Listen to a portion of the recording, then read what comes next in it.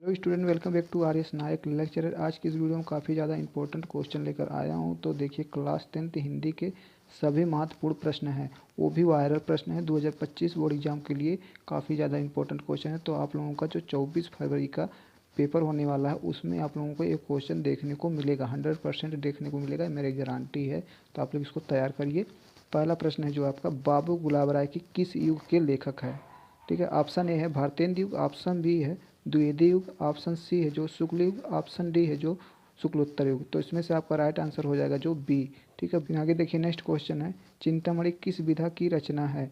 Option A है निबंध, option B है कविता, ऑप्शन सी है नाटक, ऑप्शन डी है कहानी। तो चिंतामणि किस विधा की रचना है? तो आपका राइट आंसर हो जाएगा ए, निबंध से है। ठीक है, आगे देखिए, हिंदी साहित्य में शुक्ल युग की समय सीमा क्या है? ऑप्शन ए है 1919 से लेकर 1920 तक, ऑप्शन बी है 1919 से लेकर 1938 तक, ऑप्शन सी है 1925 से लेकर 1940 तक, ऑप्शन डी है उपयुक्त में से कोई नहीं।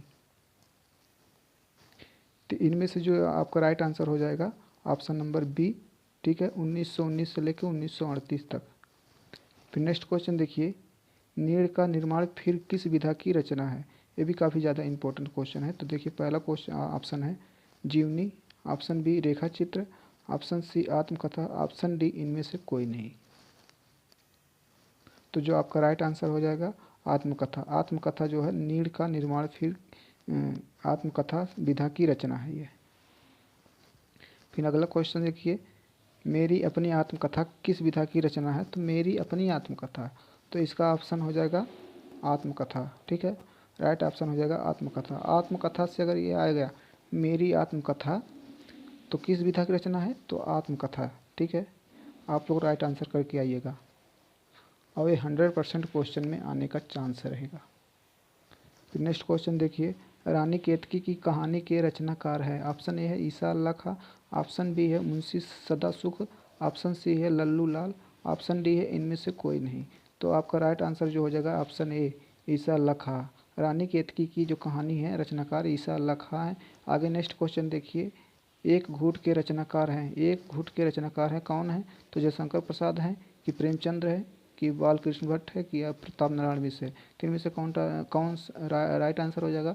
तो ऑप्शन ए हो जाएगा। ठीक है, जयशंकर प्रसाद जी हैं एक घुट के रचनाकार। ठीक है, आगे देखिए, मेरी परिवार की एक रचना है, मेरी परिवार के रचनाकार हैं कौन है? महादेवी वर्मा, कि गुलाब राय, कि ऑप्शन जो है सी जो प्रेमचंद, ऑप्शन डी है इनमें से कोई नहीं। तो आपका राइट आंसर हो जाएगा महादेवी वर्मा जो है मेरे परिवार की रचनाकार हैं। फिर देखिए, आपका 9वां प्रश्न है, तार सप्तक का प्रकाशन वर्ष है? ऑप्शन ए है 1983 में, सॉरी 1943 में, ऑप्शन बी है 1945 में, ऑप्शन सी है 1950 में, ऑप्शन डी है 1946 में। तो कौन सा आपका राइट आंसर हो जाएगा? कमेंट बॉक्स में जल्दी से बताइए। ठीक है, चलिए कोई बात नहीं, आपका राइट आंसर हो जाएगा ए, 1943 में। ठीक है, तार सप्तक का प्रकाशन हुआ था।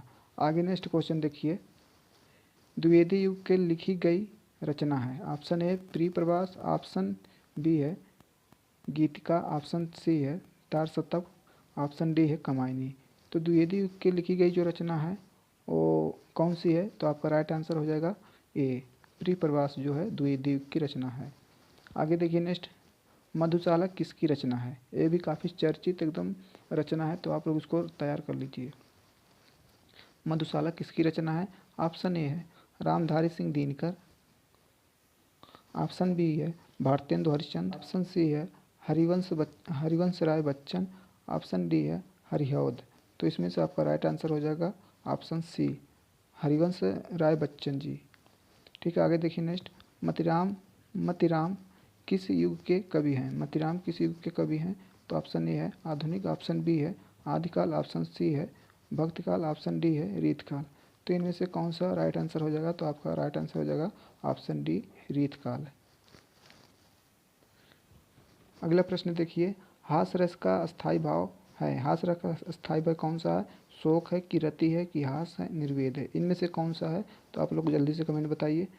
ठीक है, आगे देखिए नेक्स्ट, रोला छंद में कुल कितने चरण होते हैं? रोला छंद में कुल कितने चरण होते हैं? तो आपका ऑप्शन है ए, ऑप्शन ए है जो 3, ऑप्शन जो बी 2, ऑप्शन सी है जो 4, ऑप्शन जो डी है 5। 3 में से कौन सा राइट आंसर हो जाएगा? तो ऑप्शन 4 हो जाएगा। रोला छंद में जो चरण होते हैं वो 4 चरण होते हैं। आगे देखिए, नेक्स्ट क्वेश्चन है, आकर्षण शब्द में किस उपसर्ग का प्रयोग किया गया है? आकर्षण शब्द में किस उपसर्ग का प्रयोग किया गया है?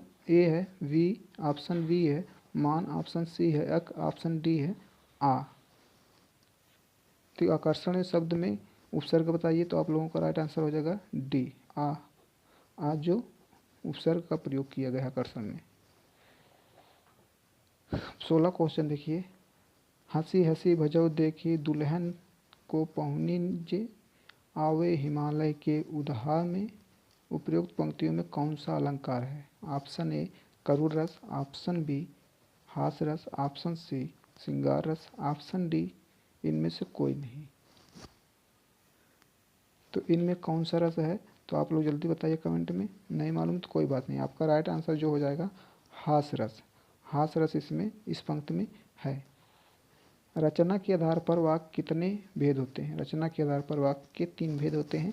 ठीक है, आपका राइट आंसर हो जाएगा 3 भेद। कौन कौन से होते हैं? सरल वाक्य, दूसरा जो हो जाएगा मिश्रित वाक्य, ठीक है, मिश्री वाक्य, और तीसरा होगा संयुक्त वाक्य, संयुक्त वाक्य। ठीक है, ये आपके वाक्य हो गए। अब आगे देखिए, नेक्स्ट जो है, पीताम्बर में कौन सा समास है? ऑप्शन ए है कर्मधारय, ऑप्शन बी है द्वंद्व, ऑप्शन सी है बहुव्रीहि, ऑप्शन डी है तत्पुरुष। तो इनमें से कौन सा राइट ऑप्शन हो जाएगा? पीताम्बर में कौन सा समास लगा है? तो आपका राइट आंसर हो जाएगा सी बहुव्रीहि। नेक्स्ट क्वेश्चन देखिए, 19वां, आंसू का तत्सम रूप है। आंसू जो है तत्सम रूप क्या कौन सा है? ऑप्शन ए अश्रु, ऑप्शन बी है आंसू, ऑप्शन सी है रोना, ऑप्शन डी है आँख। तो इसमें से कौन सा राइट आंसर हो जाएगा? तो आपका हो जाएगा आंसू। आंसू जो है तत्सम रूप है। तत्सम माने संस्कृत का जो रूप बताता हो तत्सम रूप होता है। आंसू जो है हिंदी शब्द है, आंसुर जो है संस्कृत शब्द है। अब नेक्स्ट क्वेश्चन देखिए, निम्नलिखित में से सर्वनाम है।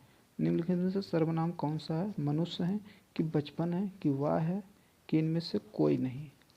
तो आपका राइट आंसर हो जाएगा ऑप्शन नंबर सी, जो वह है वो सर्वनाम है एक।